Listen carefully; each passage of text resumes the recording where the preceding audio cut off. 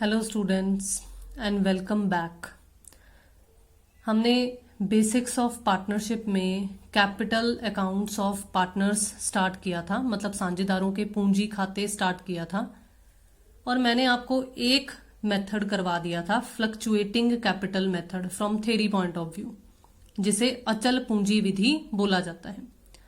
आज हम next method देखेंगे कि जो फिक्स्ड कैपिटल मेथड है, जिसे स्थिर पूंजी विधि बोला जाता है, वो क्या है। देखो, under this method the capital will remain fixed unless additional capital is introduced और सम कैपिटल इज विदड्रॉन।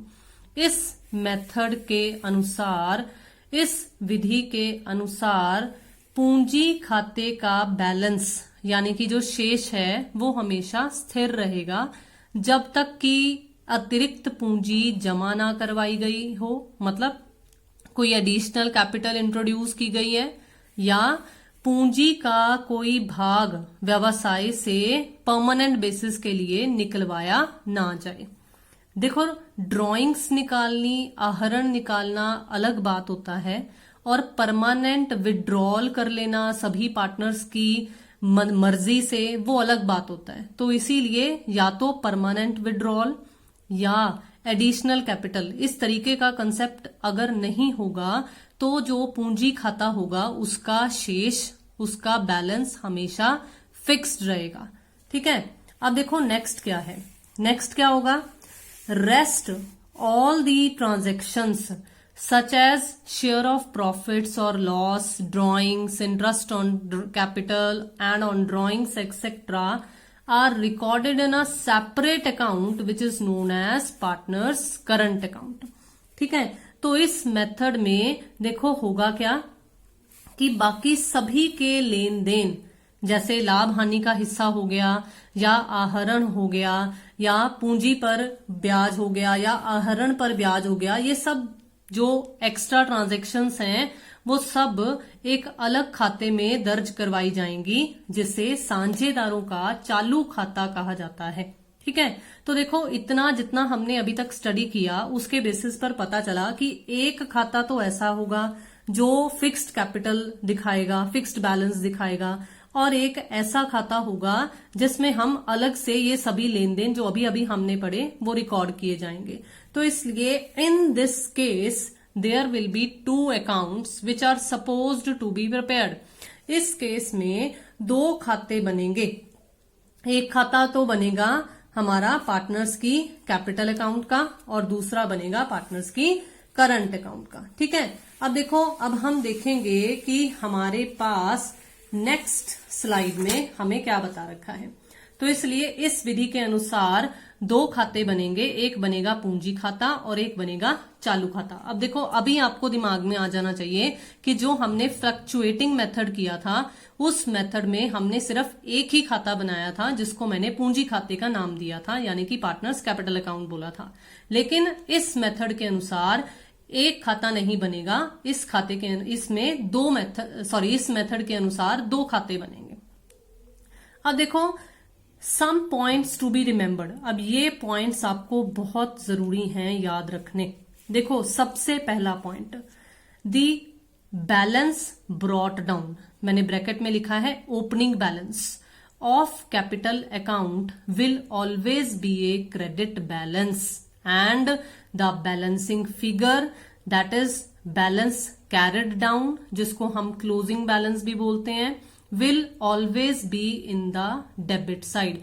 जैसे हम लेजर अकाउंट्स में करते थे ना, +1 में भी अगर आपने कभी कैपिटल अकाउंट बनाया हुआ होगा तो आप cash account debit to capital कर उसे क्रेडिट में रिकॉर्ड करते थे, और जब उसका बैलेंस निकालते होते थे तो जो बैलेंस कैरिड डाउन है वो हमेशा डेबिट साइड पर, 2 वाली साइड पर पहले निकला करता था।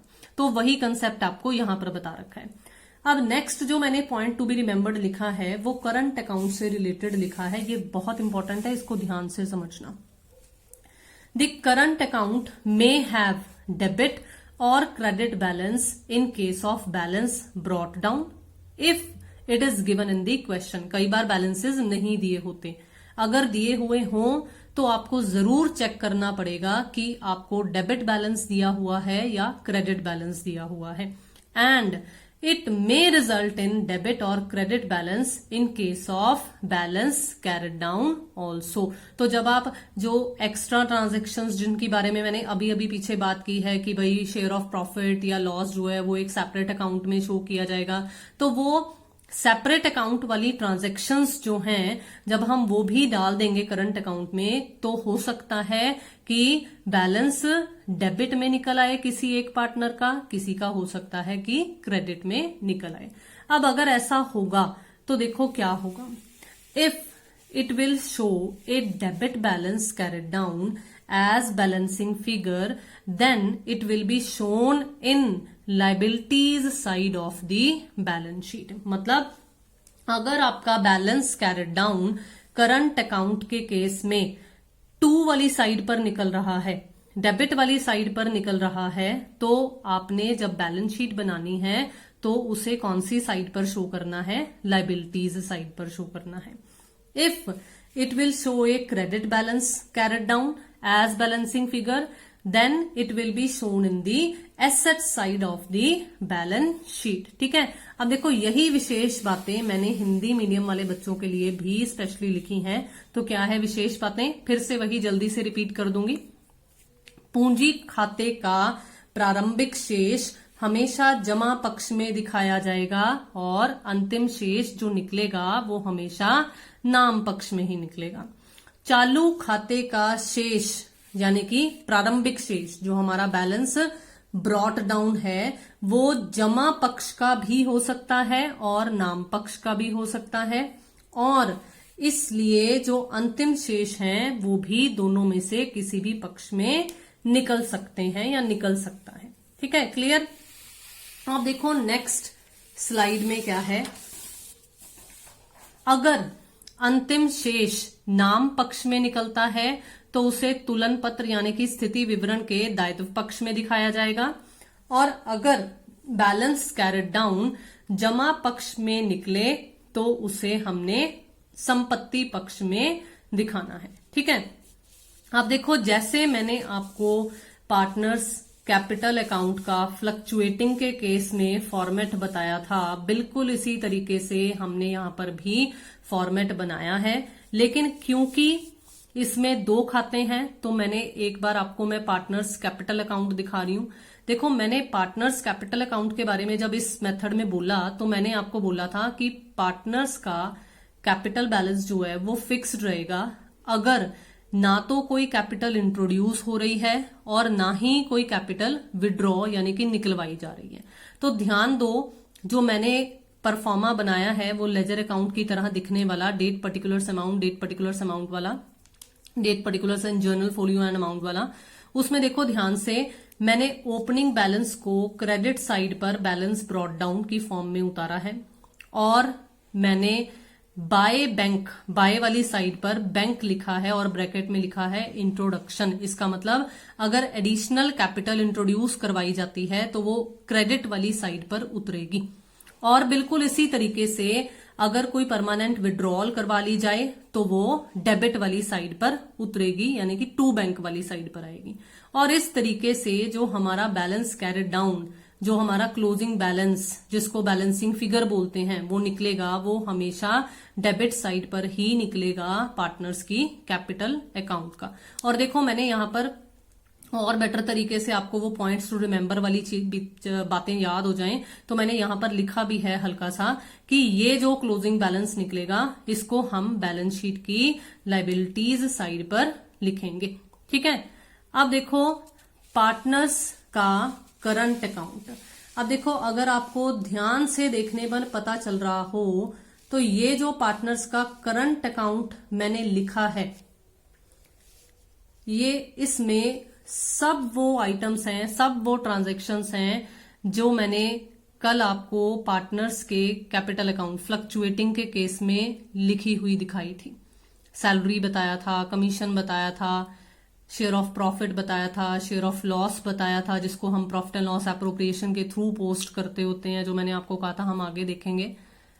अब देखो वही चीजें यहां पर हैं सारी। अभी अभी मैंने आपको क्या बताया कि करंट अकाउंट का डेबिट बैलेंस भी हो सकता है और क्रेडिट बैलेंस भी हो सकता है।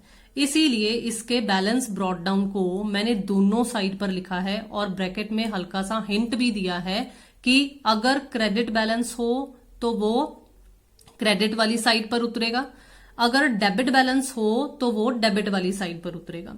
उसके बाद बिल्कुल वही कंसेप्ट याद रखना है कि भाई पार्टनर को मिलने वाली चीजें, पार्टनर को क्या मिलेगा, सैलरी मिलेगी, अगर वो अच्छा काम कर रहा है तो कमीशन मिलेगा, इंटरेस्ट मिलेगा कैपिटल वाला, और प्रॉफिट का शेयर मिलेगा। तो वो मिलने वाली चीजें हमने क्रेडिट साइड पर लिखनी है।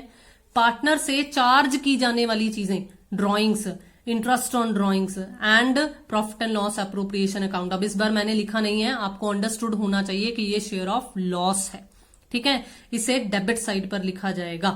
और इस तरीके से अगर हम प्लस माइनस करेंगे तो किसी पार्टनर का balance carried down debit side पर निकल सकता है और किसी पार्टनर का balance carried down credit side पर भी निकल सकता है। तो जो अभी अभी आपको पॉइंट्स टू बी रिमेंबर्ड वाले कंसेप्ट बताए उसको ध्यान में रखते हुए देखो, मैंने लिखा भी है कि अगर तो डेबिट साइड पर बैलेंस कैरिड डाउन निकलेगा तो उसे बैलेंस शीट की लायबिलिटीज साइड में शो करना है।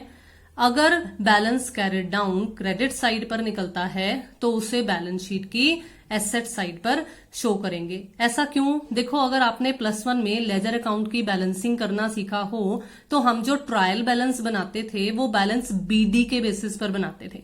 सोच कर देखो, जो ये कैरिड डाउन आपका यहां निकला है डेबिट में, उसे हम क्रॉस अगर उतारेंगे तो वो क्रेडिट साइड पर आएगा।